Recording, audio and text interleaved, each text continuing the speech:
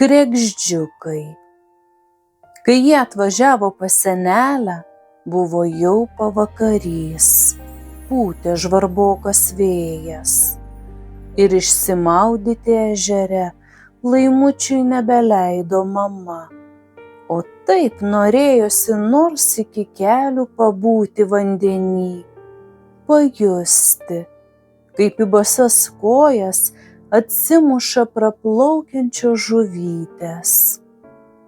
Aš giliai nebrisiu, aš tik ant kranto pasėdėsiu, tikino Laimutis. Išgirdusi paežeryje skardenančius vaikų balsus, užtarė jį ir senelė. Gal tikrai, tegul nueina vaikas, pabus valandėlę ir parbėgs.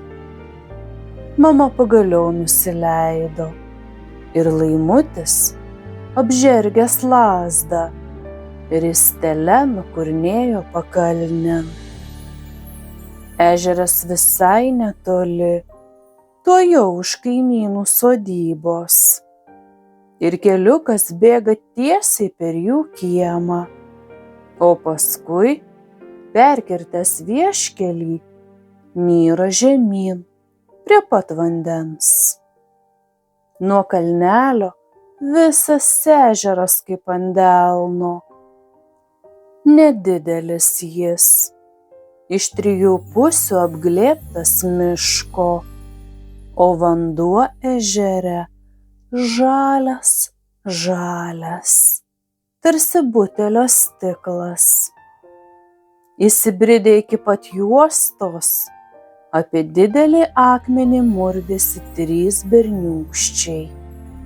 2 didesni, abu rudaplaukiai, panašūs. Matyt, dvyniai. Tik vienas strazdanotas, o 3 mažesnis, gal Laimučio metų. Ko jie ten tupinėja? Artėdamas spėliojo berniukas. Ir tik paskui toptelėjo mintis, kad kaimynų vaikai gaudo po akmenimis lindinčią žuvį.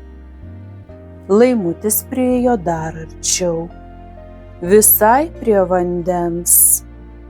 Taip rūpėjo pamatyti, kaip vaikai ištrauks žuvį. Yra, tuoj aš ją. Laikyk, tu laikyk, pas tave plaukia, pas tave.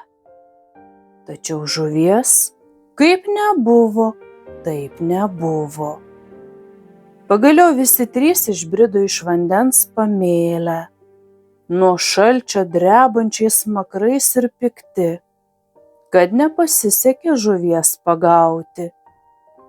Tarsi tik dabar pamatė Laimutį, apsupo jį ratu.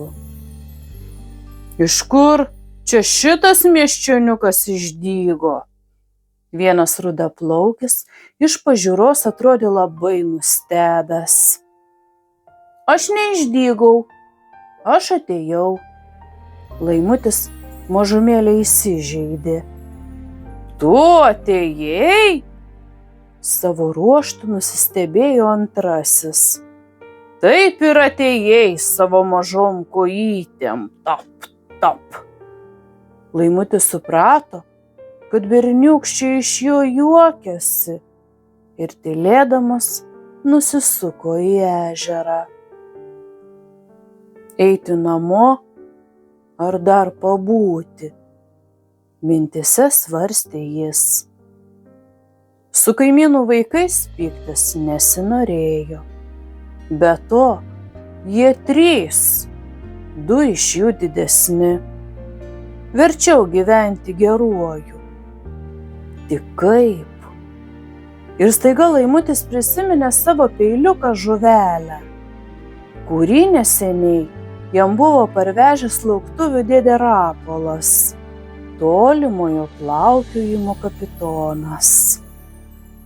Lyg tarp kitko išsiėmęs iš kišenės, Laimutis pavartė jį rankose, atvertė žvilgančią geležtę ir, nusipjovęs gluosnio rykštę, ėmė drožinėti.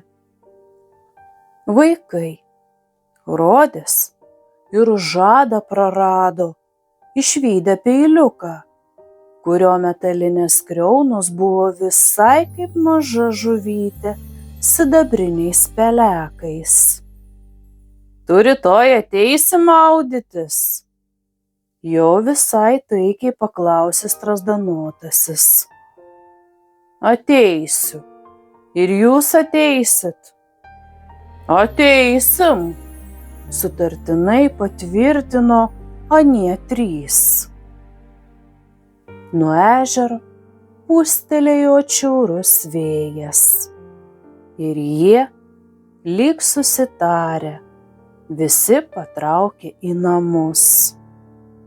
Laimutis net savo lazdą, su kuria buvo atjojęs, pamiršo krūmuose. Tai buvo smagu sutartinai žingsniuoti į kalną. Kitą dieną, jau nuo pat ankstaus ryto, Laimutis susirūpinę žvilgčiojo į dangų. Šiaurys be perstojo visų dangaus plotų, stūmė sunkius švininius debesis. Tokiu oru prašytis mamos prie ežero beviltiška. Bet per pietus dangus ėmė šviesėti, vėjas aprimo ir dar po valandos išniro saulutė. Senelės ir mamos prigraudentas pats vienas šiukštu nebristi į vandenį, Laimutis vėl nukurnėjo pakalnėn. Tačiau jau pusiaukelėj pasitiko jį berniūkščių kvatojimas. Laimutis ilgai negalėjo suprasti, kas taip juokina vaikus. Prisėdęs su kitais ant kiemo pievelės, jis irgi ėmė stebėti, kaip patvoriu nardo kregždės. Kažkokios susijaudinusios, neramios, o jų įprastiniame vyt galėjai išgirsti ir padrąsinimą, ir pavojaus šauksmą.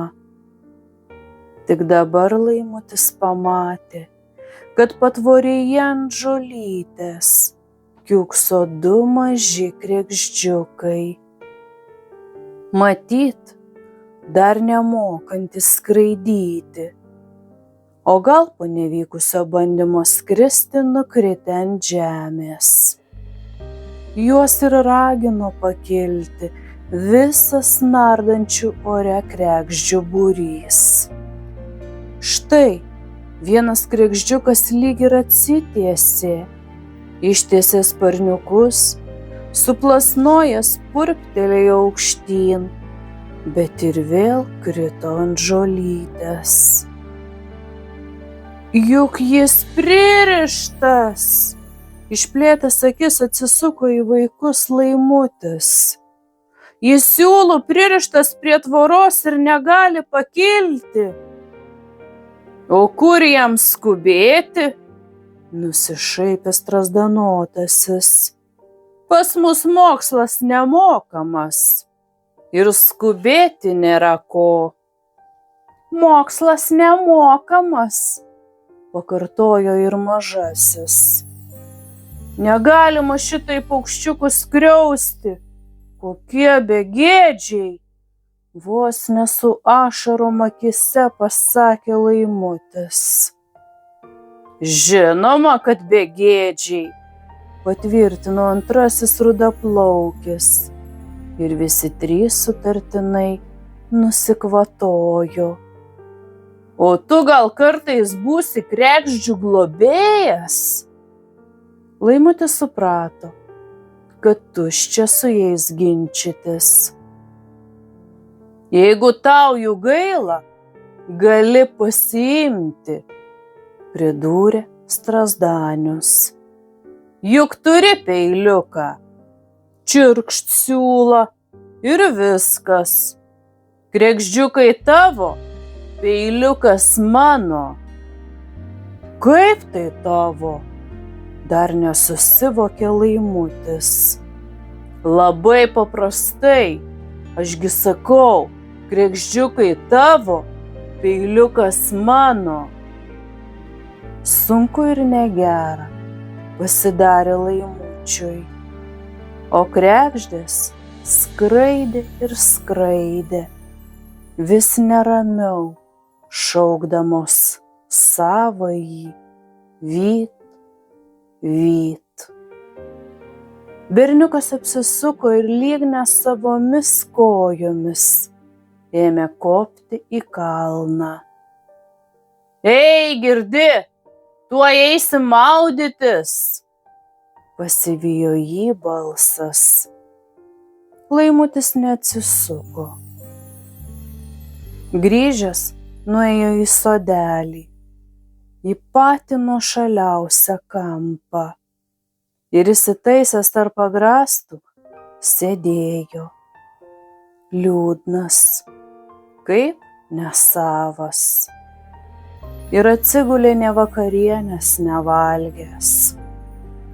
Senelė susirūpinusi ėmė kaisti liepžiedžių arbatos, bet Laimutis jos nesulaukęs užmigo. Tačiau miegas buvo neramus. Kelis kartus pabudo nuo garso, kuris priminė jam kregždžių šauksmą. Įsiklausė. Čirpė varstomos durys. Tik nutaręs, kad rytoj iš ankstaus ryto atiduos už kregždžiukus savo peiliuką, Laimutis kietai užmigo. Pabudęs, savo pažadą prisiminė iš karto. Nuvėrė mintis. Paukščiukai gal tebesikamuoja prie tvoros pririšti.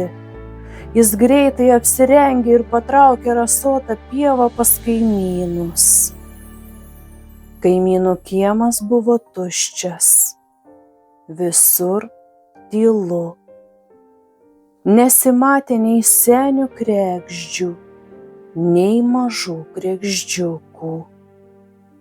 Tik nuo priemenės į svirno pusę, aukštai keldamas kojas, rasota kiemo žole brido didelis, pilkas katinas.